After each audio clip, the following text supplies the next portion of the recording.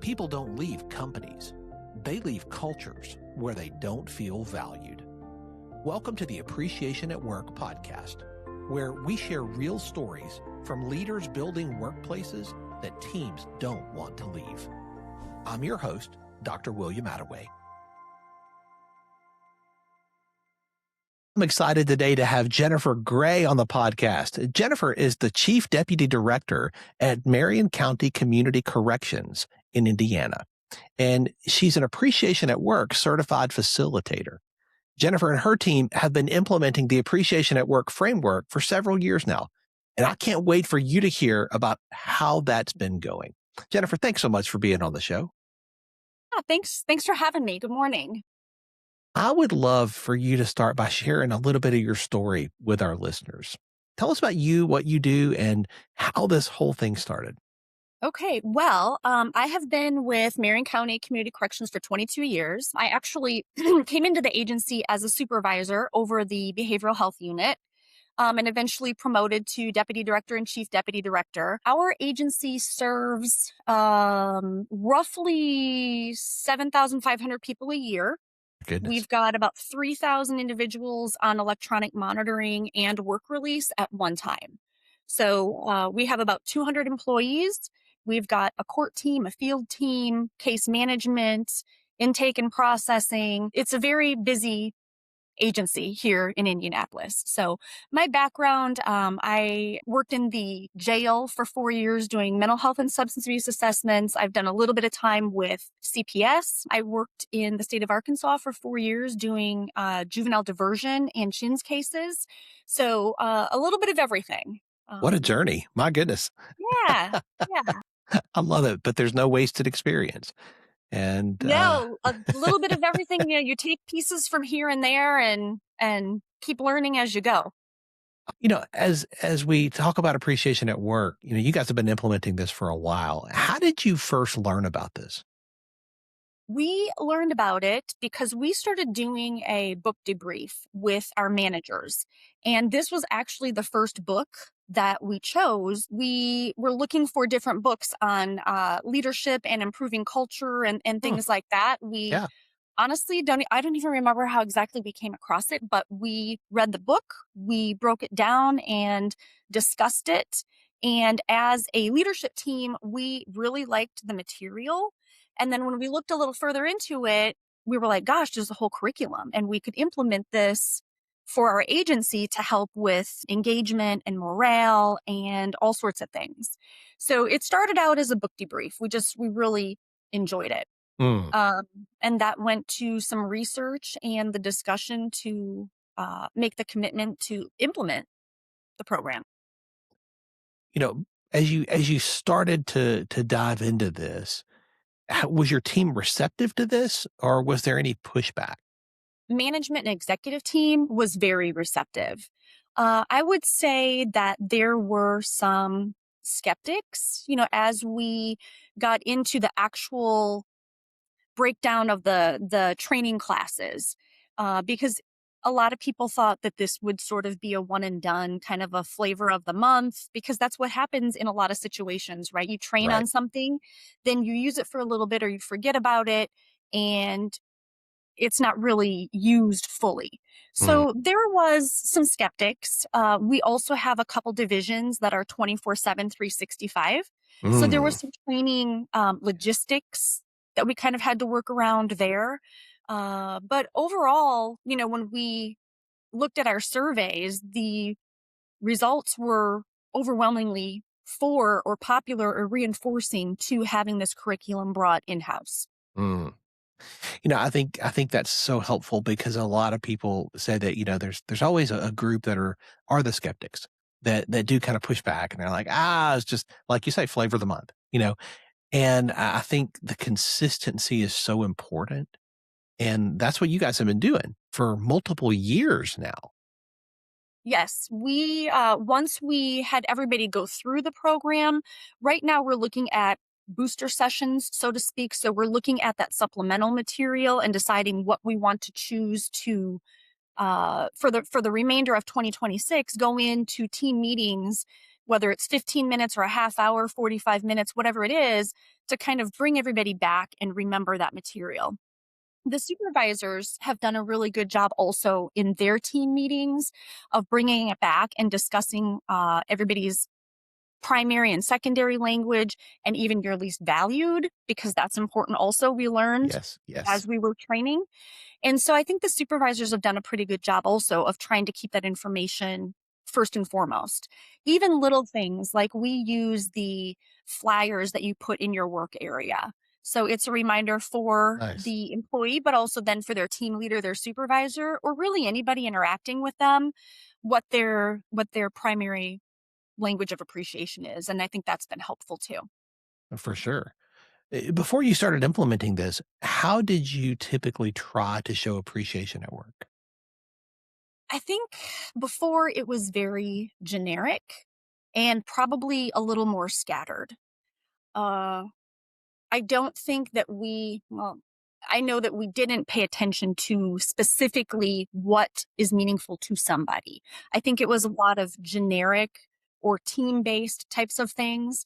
And that does still happen, but I know that in speaking with different members of leadership and even employees, that they have seen their leadership team using the things that they talked about in training. So it has Mm, gotten to be that's more good. specific. It has gotten to be where if somebody's primary language is quality time, that supervisor or team lead knows that, hey, that 10 minutes or 20 minutes that we spend talking about this or that, or even with if it's worth the case, that is more meaningful to them than some of the other languages of appreciation or acts would have been for that person. That's good.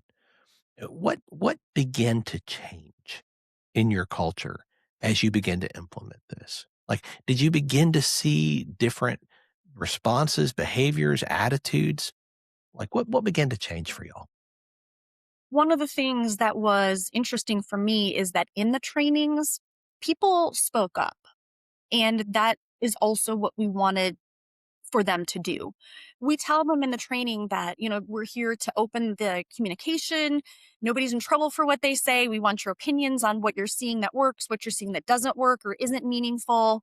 Nobody's going to have hard feelings. We're not going to go back and tell supervisors that you said this or things like that. So I think that there was some buy-in from the staff in that training that number one, we are listening. Number two, we do want the feedback, good, bad, or otherwise. And that we know that we need to work on morale and retention and employee engagement. So this is one of the steps that we took to start working on those things. Mm, that's good.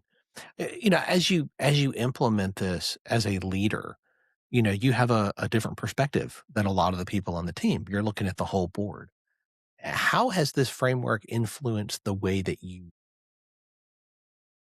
It has made me pay more attention to the managers who directly report to me and what their languages are.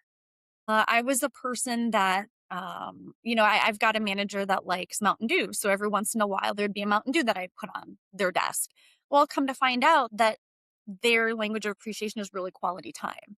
So although he liked the Mountain Dew and wasn't ever going to be like, oh, don't give me Mountain Dew, really what that person wanted was 10 or 15 minutes here or there, or like we'll do a lunch thing or a breakfast thing. And it's not always just that person alone, but maybe as a manager team, which helps Yeah. with morale and rapport also. I think the other thing for me is that it was reinforcing to see the results of the surveys because after every training session, the participants complete a survey and it's anonymous. You don't put your name on it. You do need to submit it. It's still paper, but you do need to submit it before you leave the room. And we've gotten some really good feedback on that. But when you see that 99% of the people in the class are saying that they felt this training was worth their time, that Wow. tells me a lot because we do, Wow. as you know, you can do the 8 hour session or you can do the 4 hour session. For our agency, for lots of different reasons, we chose the 4 hour curriculum and it has worked out really well. But to have that overwhelming number of people say that it was beneficial was really reinforcing because nobody wants to sit in a training where it's not applicable to them or their job. But when you see that 99% of them said it was, you're like, wow, this really hit the mark of what we were looking for. Not Mhm. only for our agency or as leaders, but I think for that individual employee and how they interact with their peers and with their leadership too. As you work with the leaders on your team, so often leaders have such good intentions around this, around appreciating the people that work with them. Where do you see leaders most often get this wrong? Ooh, that's a good one. I think with going through the motions, kind of Mm, checking box, yeah, everybody's tired. There's a lot going on. We all have a ton of stuff to do. So I think sometimes that we are quick to fire off an email, "Hey, thanks," and it's general, it's not specific, which is one of the good. things we talk about in the That's program right. also, because saying, "Hey, thanks for doing that," is so different than saying, "Hey, thank you for seeing that walk-in today because it let Frank figure out what he needed to do with his messages and it was really helpful. You helped the client." Just being more, I guess, genuine and more specific. So I think a Yeah. lot of times we're very broad and we think that saying, "Hey, thanks," or "Hey, great job," covers it, but it doesn't. Mm, that's so true. And authenticity is so important. Yes. Sometimes I think our teams can feel like, oh, they're just checking a box, because we're trying to be intentional and make sure it gets done. How do you balance the authenticity with the intentionality? I think you have to be in the right headspace first. So if I'm the supervisor, I'm the team lead, I'm the leadership person, if I'm having a bad day, I don't force it Mm, because I know that if I'm that's struggling, good. somehow it's going to come out. Either not obviously not intentional, but somehow people can tell when you're off, especially when you've worked with people for a while. So making sure that you're in an okay headspace to deliver authentic appreciation and mean it, but I think also just being specific. Again, using examples of what the person did or why you're saying thank you or appreciating them or recognizing them, because there's a difference. And it will land differently if you don't follow all of those things. It might not land at all, or it might land poorly, which is also what you don't want. That's so true. We are both big proponents of building a healthy workplace culture. And in our conversations, this has come up more than once. As you think about building a healthy culture where you work, where you're a leader, what role do you think appreciation plays in building that healthy culture? I think it's huge because it will help with your rapport with staff members.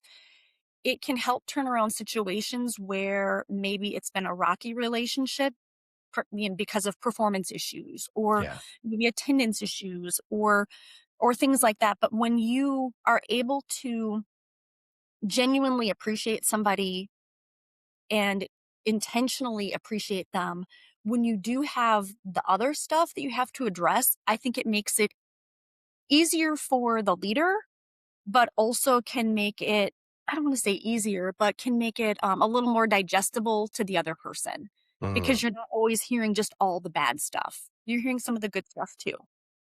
oh, that's good.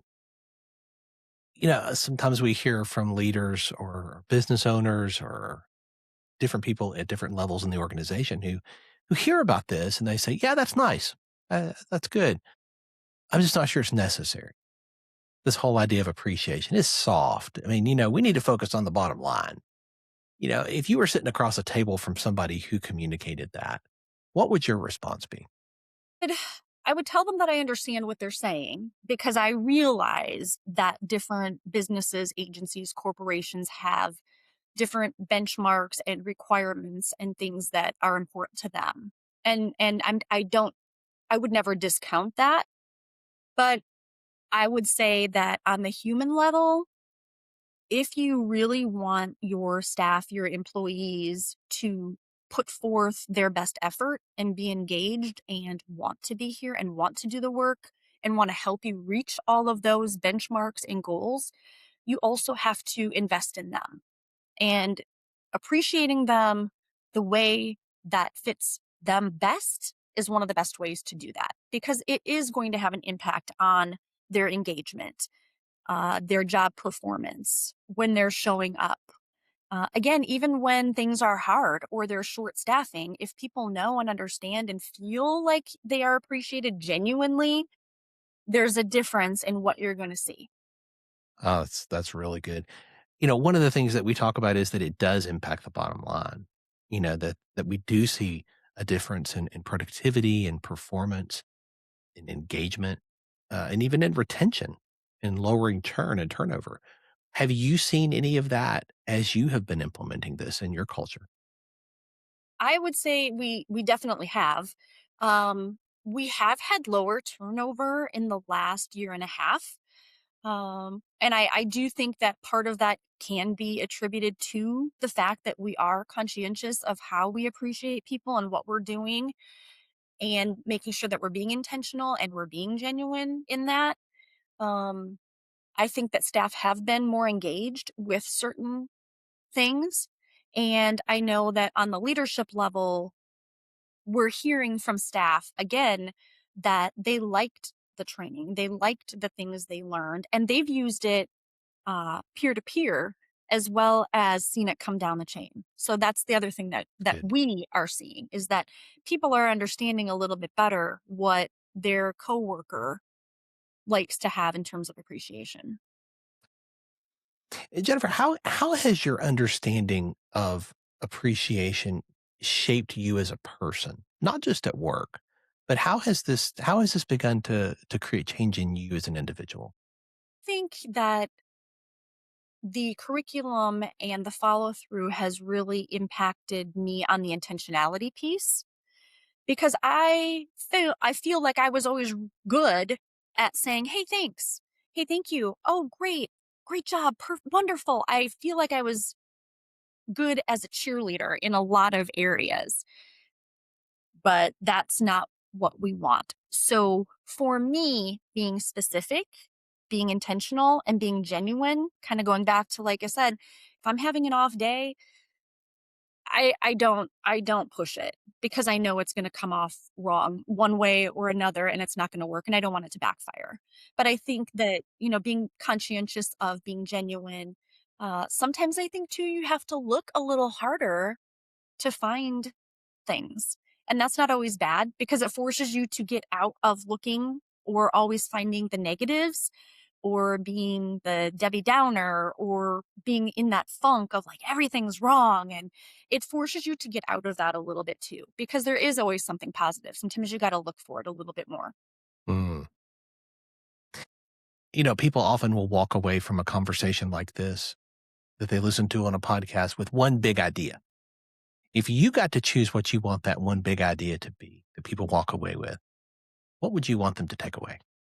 I don't know if I could narrow it to one. I think the first thing I would say is that if you are looking at implementing appreciation in the workplace, pay attention to how you implement it.